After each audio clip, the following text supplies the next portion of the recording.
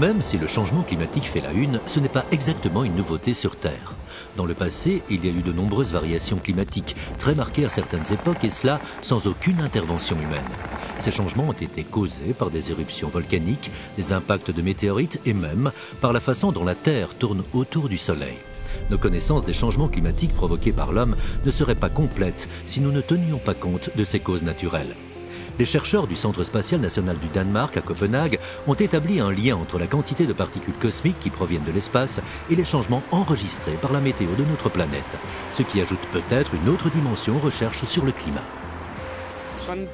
Le Soleil émet un vent solaire qui est un flux continu de plasma en provenance du Soleil. Ce vent transporte le champ magnétique du Soleil dans ce que l'on appelle l'héliosphère, la grande zone spatiale qui entoure le Soleil.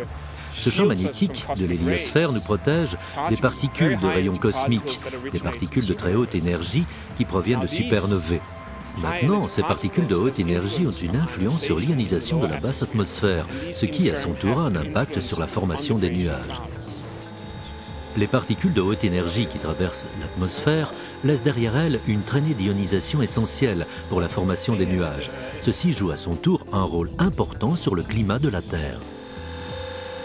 En utilisant une chambre à nuages, les chercheurs peuvent étudier ce phénomène, créé par des particules qui ont parfois été produites par des étoiles qui se sont éteintes il y a des millions d'années. Le champ magnétique du Soleil nous protège de ces particules comme un écran qui varie selon l'activité solaire. Il filtre près de la moitié des particules lorsqu'il est actif et beaucoup moins lorsqu'il est calme. De temps en temps, de violentes éruptions de notre Soleil dégagent un autre flux de particules dans l'atmosphère et créent ainsi des aurores autour des pôles. Mais à quel point la radiation cosmique et solaire est-elle importante pour comprendre le changement climatique?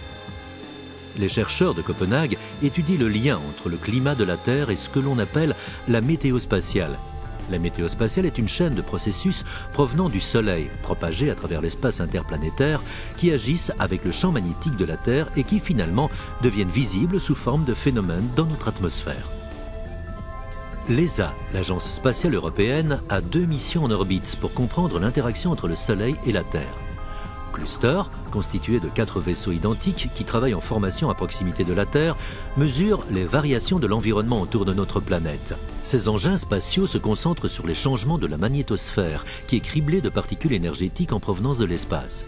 ESO, qui observe le Soleil 24 heures sur 24 et détecte tous les changements, en particulier les tempêtes solaires dans l'espace.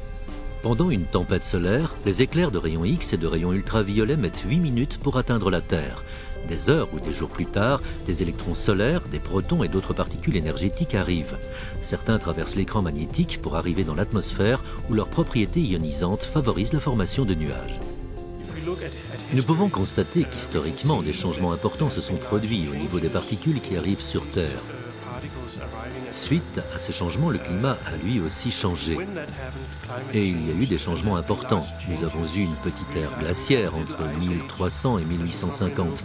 Ce fut une période très froide, une période pendant laquelle davantage de particules entraient dans l'atmosphère. Et donc, plus de nuages se formaient. Les nuages refroidissent en fait l'atmosphère de la Terre et produisent un climat plus froid. De nos jours, on sait que l'homme est la première cause du changement climatique, mais pour que nous puissions comprendre exactement l'envergure de notre propre impact, nous devons tenir compte des influences naturelles de l'espace.